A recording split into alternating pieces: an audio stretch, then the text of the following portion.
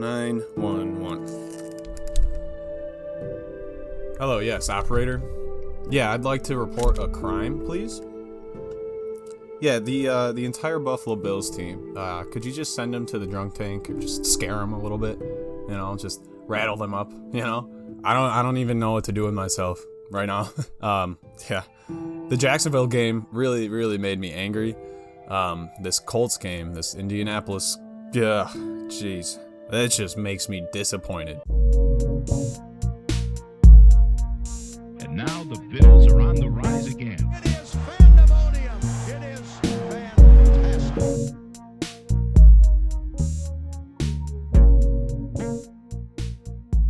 Alrighty, folks, welcome back to another episode of Good Neighbor Sports. As always, I'm your host, Austin Hinton, and if you're new here, we unfortunately talk about Buffalo Bills football. So if you like that kind of thing, leave a like on the video, subscribe to the channel.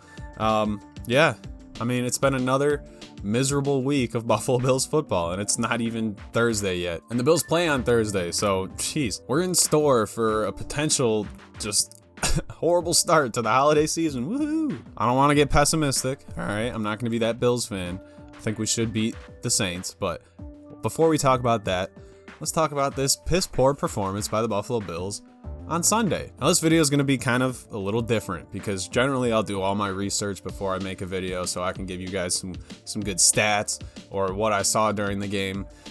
I was at the game and what I saw was just ugly, and I have just been completely avoiding any Buffalo Bills news or NFL content or anything like that, just completely offline when it comes to that kind of stuff. So this video is just going to be mostly me bitching and moaning about the Buffalo Bills. Overall, it was an extremely sloppy game. It started with a bunch of drops. So it actually started off not too bad, at least the first drive. You know, Dawson Knox, Emmanuel Sanders, they were doing what they do.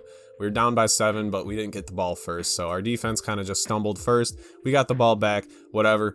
Actually, couldn't do anything with it. And this game really spiraled downhill quick. Let me run through you the kind of progression of what happened, all right? It was 0-7. We had the ball on Indianapolis's 28-yard line. It was 3rd and 3. Worst case scenario, we're running home with a field goal, right? No. 2 back-to-back penalties cause us to go 3rd and 18, and Josh throws a pick. Oops. All right, so it's 7-17. Indianapolis is winning, but we're getting the ball back, all right? Isaiah McKenzie's going to field this kickoff and fumbles it at the 1-yard line. Indianapolis gets the ball back and scores. Woo, boy. All right, and then it's 7-24. No big deal, right? We're getting the ball back. We're, 2 minutes left in the half. We have an opportunity to double dip because we're getting the ball back after halftime, right? 7-24, no problem. We're marching down the field. We have the ball 1st and 10 at Indianapolis's 36-yard line. Again, worst case scenario, we can maybe come out with a field goal. Nope. Josh gets strip sacked. It's just, what's that book series? Just something about a series of unfortunate events. That's just what happened all Sunday. And it's not like it was just bad luck or bad referee play, which I'm not even going to talk about the refs. They stunk, but they always do, so let's just expect it. But it was just a bad game through and through. The Buffalo Bills did not play great. Nobody did. There was no crutch that we could lean on. Usually we can lean on the defense, at least this season. Last season it was opposite. We had to lean on the offense because our defense was getting scored on. But this year it's usually been the tale of our defense holding up the rest of the team. Didn't happen. Not even my man Tyler Bass had a good day. Now, I'll admit, the first field goal attempt, stupid opportunity, right? Sean McDermott should not have pulled out the field goal unit, and they should have kept the team on the field. It was 4th and 5, I think. We needed to score in that opportunity, but Sean McDermott didn't trust the offense, which, to be fair, they weren't doing anything all day. So it's not like he had anything to trust, but come on, it shows that you just don't trust the offense. And that's just a momentum killer. And this is a game of momentum, like I just mentioned, the 0-7, the 7-14, the 7-24. We just kept stumbling. It was just rough. We didn't have momentum at all day. The annoying thing to me is it seems like we're just ignoring the things that are working, right? We got Matt Breida.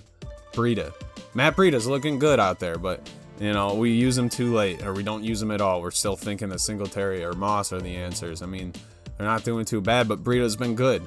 I mean, he had a fumble earlier in the season, but come on, put him out there. He's doing great. We started to use Knox, which was nice. He had a good first drive, but he started just dropping stuff. It seemed like this team was too concerned about what they're going to do after they catch the ball without catching the ball.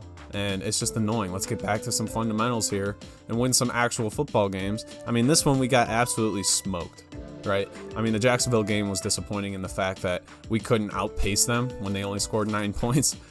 This one was rough because we had Jonathan Taylor just, punching his MVP candidate card right there in front of us.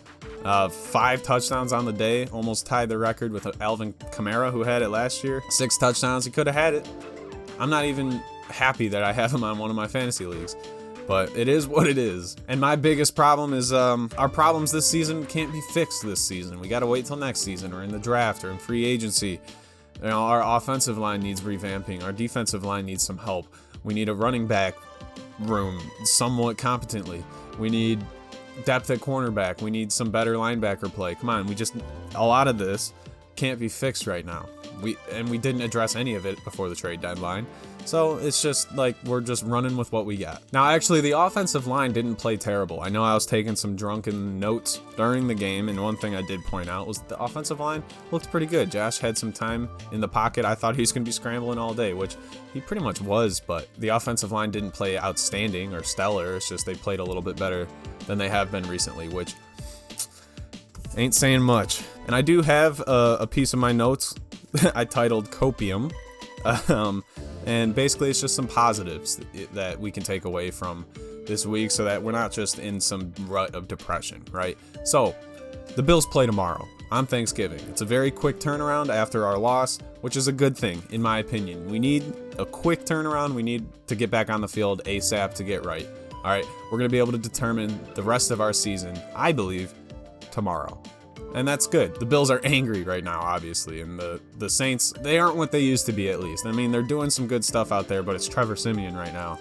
Come on. We still have to deal with Alvin Kamara. I think he's coming back this week. But this is a good opportunity for Buffalo to just get right quick, right? Eat that turkey leg. All sorrows are washed over, and we'll have a new start to the second half of the season, which it's already way past the second half, but regardless, we can think positively here a little bit. Additionally, because there's a short week this week, we're going to have a long rest period next week when it comes to going to face the Patriots the first time. That's going to be a big deal. We're going to be well rested. We're going to have a long stretch of days to prepare for the Patriots, which are our number one concern right now. Unfortunately, that's the case. I'm sitting here thinking we're going to run away with the AFC East, and honestly, I thought the Dolphins may have been our next greatest competition. But turns out Mac Jones over there in Foxborough is doing some good stuff, and their run game is looking pretty good, and their defense is really solid, and everything about the Patriots being good makes me want to throw up. But at least we have a lot of time to prepare. And this one, I could be completely wrong on, and I'm also going to knock on wood for this one because I don't want to jinx it. But as far as I know, there weren't any new serious, crazy injuries. So that's good. It's not like we lost to the Colts and then also lost 5 starters. So not bad. And then another positive, you could say, and this is very subjective, but I think the Patriots have a much, much harder schedule than we do going forward. We have a tough schedule, right? We have the Patriots twice, but they have us twice. I can't even feel good about bragging about that. We still get to play the Jets again, and we also have the Falcons, but we also have to deal with Tampa Bay, which, I mean, at this point, for whatever reason, I think we're going to dominate that game, which is a weird Bills team, absolutely soaking up losses against bad teams, and, I mean, I'm not saying the Colts are a bad team. We got walloped by a really good team, but we can't beat good teams, or we can beat good teams, we can't beat bad teams. It's like the Buffalo Bills all over again. I mean, man, after that Sunday game, it's like, all right, well, at least the Sabres play. And then they lost the game with 0.4 seconds to go. At least we lost the game with over a half of football to go. So, yeah, I mean, I'm just waiting for tomorrow, waiting for Thanksgiving. I'm going to have a nice day spending time with the family. If there's no video, obviously there probably won't be. But it's going to be a fun day. Hopefully the Buffalo Bills can turn it around. But this is nearing the end of the video. I'm actually going to roll through with another piece of trivia. Now, the last video, not the one about drawing, but the last one about football, I had a little trivia question, and the question was, what team before Ralph Wilson formed the Bills did Ralph Wilson have stock in? And the answer was the Detroit Lions. Ralph Wilson's from Detroit. Fun piece of information. Now, I'm going to flip to a new page, find another one. All right, this is a fun one. What Bill once came close to winning a national punt, pass, and kick competition as a 9-year-old? Jack Kemp, John Kidd, Cornelius Bennett, or Jim Kelly? Leave your answers in the comments. And that's it. This has been another depressing week of Buffalo Bills football, and it's been another episode of Good Neighbor Sports. So, as always, be good to your neighbors, and go Bills.